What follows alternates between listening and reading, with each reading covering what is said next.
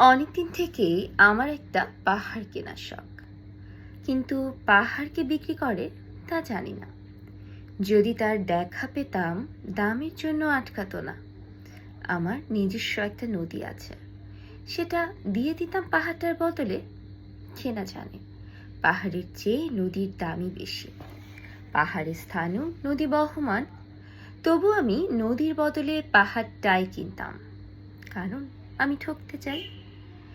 নদীটা অবশ্য কিনেছিলাম একটা দ্বীপের বদলে।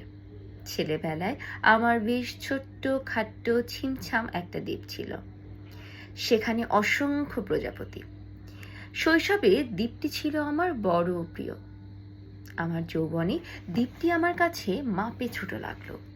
প্রবাহমান ছিপছিপে তন্নি নদীটি ভীষণ পছন্দ হলো আমার। বন্ধুরা বলল, ওইটুকু একটা দ্বীপের বিনিময়ে এত বড় একটা নদী পেয়েছিস, খুব জিতেছিস তো মাইরি। তখন জয়ের আনন্দে আমি বিহল হতাম। তখন সত্যিই আমি ভালোবাসতাম নদীটিকে। নদী আমার অনেক প্রশ্নের উত্তর দিত, যেমন বলতো আজ সন্ধেবেলা বৃষ্টি হবে কিনা। সে বলতো আজ এখানে দক্ষিণ গরম হাওয়া। তবে একটা ছোট্ট দ্বীপে বৃষ্টি, সে কি প্রবল বৃষ্টি, যেন একটা উৎসব। আমি সেই দ্বীপে আর ফিরে যেতে পারি না। সে জানতো, সবাই জানে, শৈশবে আর ফেরা যায় না। এখন আমি একটা পাহাড় কিনতে চাই। সেই পাহাড়ের পায়ের কাছে থাকবে গহন অরণ্য।